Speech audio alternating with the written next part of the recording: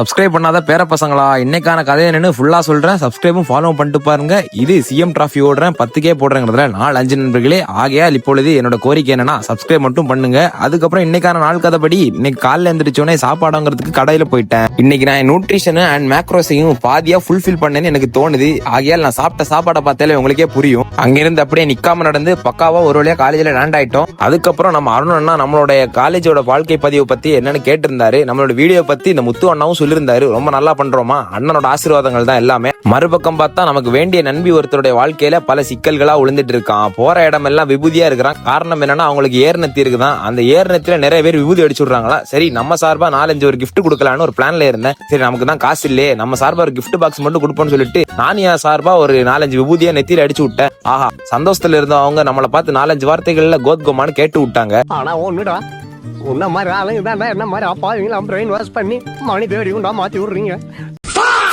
நம்ம காலேஜ்ல நிறைய சப்ஸ்கிரைபர் நண்பர்கள் இருக்காங்க. ஆகையால் அவங்க கூட சேர்ந்து சாப்பிட்டதுக்கு அப்புறம் நம்ம பல நாட்களா ஃபுட்பால் விளையாடல, ஃபுட்பாலே தொடல. ஆகையால் நம்ம நண்பன் நமக்கு பாஸ் போடவும் நம்ம அவன்ல இருந்து 4-5 பேருக்கு பாஸ் போடவும் ஒரே ஆனந்தமா போயிடுச்சு. இவனுங்க என்னன்னா இருட்டா இருந்த கிளாஸ் ரூம்ல வந்து 4-5 வேலைகளை பார்த்துட்டு இருந்தானுங்க. நாங்க என்னன்னு கேட்டா ஒண்ணு இல்லைன்னு சொன்னா. அதுக்கப்புறம் இன்னைக்கு எங்களுக்கு 03 லாஸ்ட் டே இருந்தனால இன்னைக்கு எனக்கு பார்சல் வேற வந்துச்சு. என்ன பார்சல்னு லாஸ்ட்ல சொல்றேன். அதுக்கப்புறம் நண்பன் வேற அவனோட 03% கொடுத்துட்டு இருந்தான். 4-5 ஆக்ஷன்கள் பண்ணிட்டு இருந்தான். உள்ள நடந்த என்னன்னு அவனுக்கும் அவங்களோட சாரு மட்டும் தான் தெரியும். 03க்கு எங்க பேட்சையும் கூப்பிட ஆரம்பிச்சாங்க. அங்க போன உடனே சொன்ன கதை என்னன்னா, நேத்தே உங்களுக்கு 03 முடிஞ்சிருச்சுடா, இன்னைக்கு ஒரு அசஸ்மெண்ட் மட்டும் இருக்குன்னு சொல்லிட்டு எங்களே விபூதி அடிக்க வச்சுட்டாங்க. எங்களுக்கு மண்டைக்குள்ள ஒரு மாதிரி கோவமா ஆயிடுச்சு. நன்மை என்னன்னா நேத்து ஏமாற்றத்துல போனா இன்னைக்கு நல்ல ஒரு சாட்டிஸ்பாக்சனோட போயிட்டான். சரி, ஃபேப்ரிகேஷன் ரோட் மேப்பை மட்டும் சார் கிட்ட காமிக்கலான்னு ஹச்ஓடி சார் நாங்க தேடுறோம். நாங்க ஏ பிளாக் போனா அவர் பி பிளாக் போறாரு, நாங்க பி பிளாக் போனா பாத்ரூம் போறாரு, பாத்ரூம் போனா சி பிளாக் போறாரு. ஒரு வழியா சாரை கண்டுபிடிச்சு அவர்கிட்ட அந்த பேப்பர் எல்லாம் பிரசன்ட் பண்ணதுக்கு அப்புறம் இன்னைக்கு ஒரு வழியா ஆனந்தமா போயிட்டேன். எனக்கு வீடு பக்கத்துல இருக்கு, இவன் ஒருத்தனுக்கும் 60 கிலோமீட்டர் 70 கிலோமீட்டர் தூரத்துல இருக்கு. எப்படி போறாங்களோ எனக்கே தெரியல. அதுக்கப்புறம் எப்பவும் போல கர்த்தர்கிட்ட 4-5 பிரார்த்தனைகளை வச்சு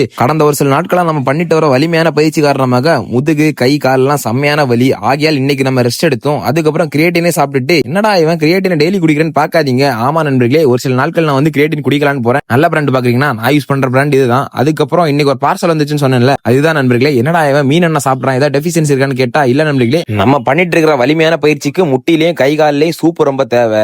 ஆகையால் இப்பொழுது என்ன சொல்ல வரேன்னா, நான் மீனவ குடும்பத்தை சேர்ந்தனால நான் சாப்பிடுற சாப்பாடுல இருந்து நிறைய EPA DHA அப்புறம் ஒமேகா 3 கிடைக்கும். இப்பொழுது என்னால மீனை சாப்பிட முடியாது, அன்றைனால அஃபோர்ட் பண்ண கூட முடியாது. அதனாலதான் இந்த மீன் மாத்திரையை சாப்பிடுறேன். இதுல தேவையான நியூட்ரிஷன்ஸ் இருக்குது. சோ உங்களுக்கும் வேணும்னா நான் யூவி ஃபெட் யூஸ் பண்றேன். உங்களுக்கு என்ன வேணும் டாக்டர் கன்சல்டேஷனோட பாருங்க. சோ வருகின்ற நாட்கள்லயாச்சும் கொஞ்சமாச்சும் வலிமையான பயிற்சி பண்ண போறேன். ஆகையால் வலிமையாகுங்க.